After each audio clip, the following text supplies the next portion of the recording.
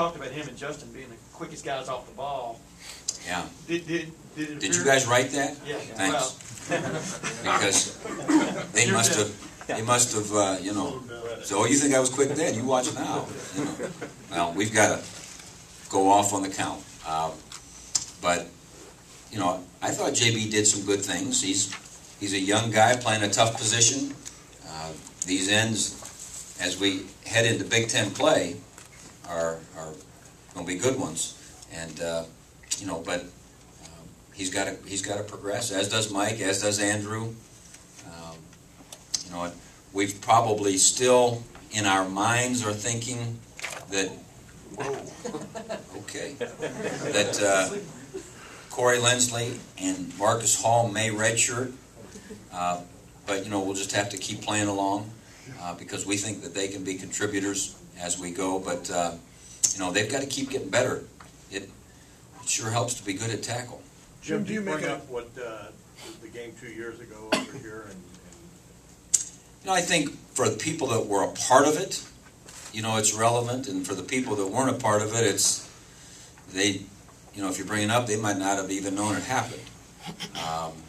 You know, so I'm sure, you know, some of the guys that were a part of that game, you know, like the coaches that were here, and which is, I guess, all of us, and, you know, some of those kids, that'll be a reminder, but I don't know what it'll do for us. I mean, we got to go out and do the things we have to do, you know, and get focused in on what we have to do against their current personnel. But, you know, it's real. And so if it's real, you better consider it. Jim, along those same lines, I mean, they've won 7 of the last 10 here at the stadium. I mean, do you make that an issue? Do you bring that up to your players, or figure they're going to know it anyway? Well, these guys were in 3rd grade, right, you know, in 1999 or whatever. You know, it's brought up in all the releases and, you know, all the stuff that, you know, they are privy to as well. But no, I haven't mentioned to them, hey, did you guys know?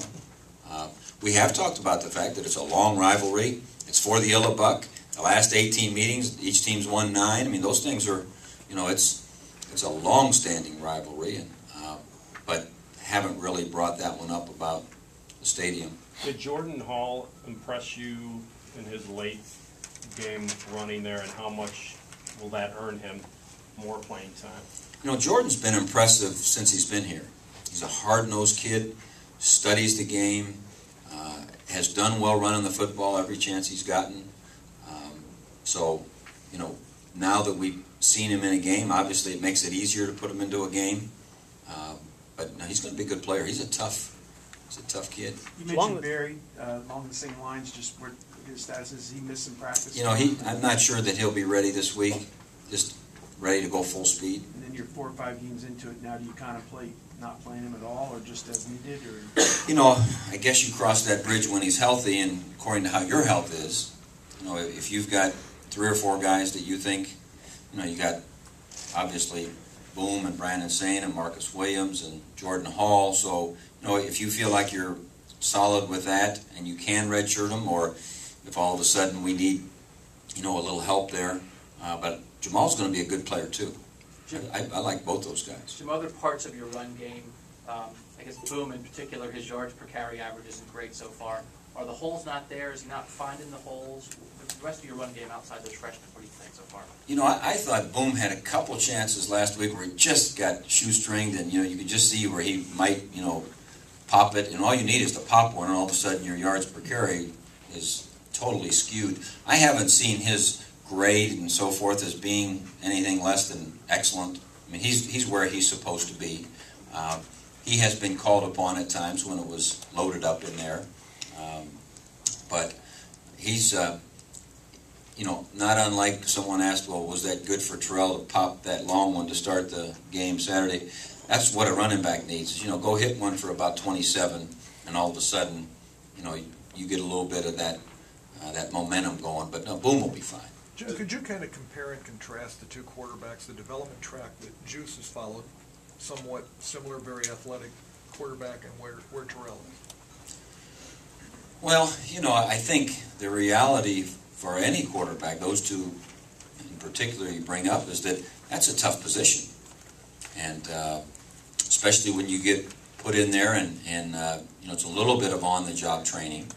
But that's the blessing of it later, is that, you know, you've had a chance to be in there, you've had a chance to experience it. You know, you should grow from, you know, where you've been, and I think the reality that both have faced already is that your cast changes over the years. And, you know, Terrell's cast is different totally than it was a year ago. And Juice has probably had 2 different casts, you know, and that's, you know, people like to evaluate things exclusive of others. And, you know, everything is so intertwined in this game. And I think for the quarterback, you know, who you're working with, and, you know, whether it's the recognizable guys like you don't have Mendenhall anymore, or it's the unrecognizable guys about that left guard was killing people, you know, that's, you know, that's all part of, you know, you're affected by that. Jim, as honorary captain, will Coach Bruce give the pregame speech? Yep. Our honorary captain always addresses the squad at the pregame meal, and because it's too late once we get to the locker room. You know, if we're not ready to go by the time you walk through that skull session and into Ohio Stadium, if you're not ready to go, it's too late. And you know, so Coach Bruce will visit with our guys Saturday at pregame meal.